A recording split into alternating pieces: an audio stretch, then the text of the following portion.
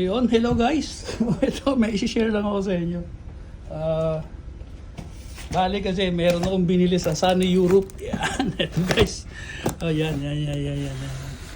Yan ang binili ko kahapon, no? Medyo na late ng deliver, ngayon lang dumating.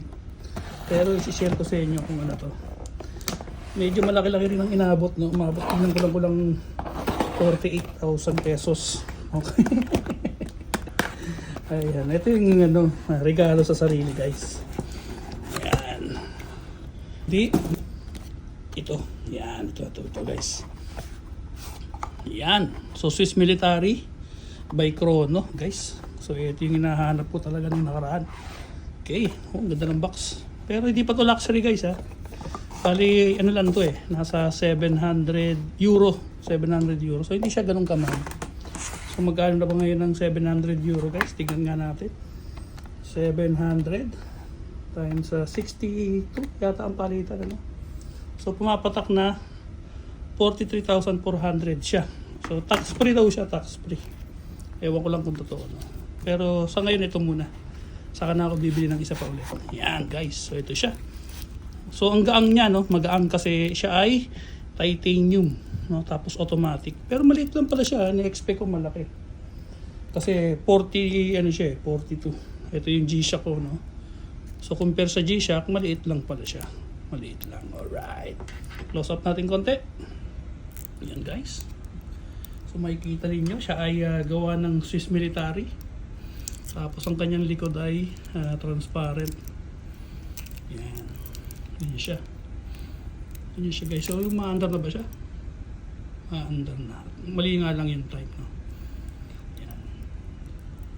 So magaang siya compared do sa mga ibang relo ko na steel, no? Kasi nga siya ay gawa sa titanium. Yung kasi ang hinahanap ko ngayon, guys, no?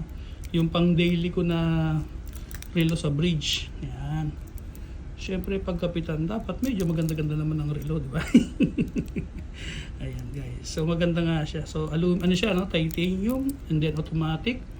Yung price range niya is saktong-sakto lang, no? Hindi masyadong mura, hindi masyadong mahal. Okay, guys. So ito, tanggalin natin yung kanyang mga plastic protection.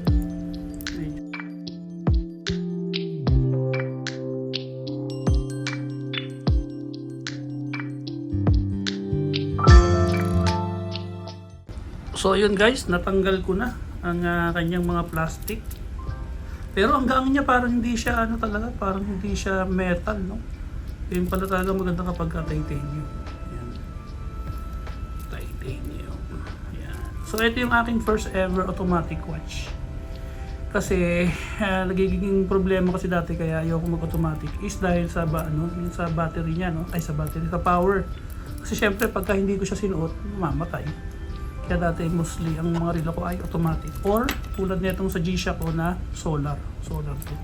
Dito ang bili ko dito parang nasa, hindi ako nagkakamali, 28k sa Pilipinas, no.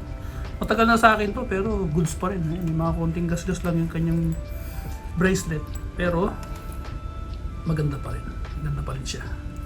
So ito ngayon yung pinaka-latest. Ayan, guys. So ano ba? Maganda ba siya, guys? Maganda ba? Okay, sa susunod, no?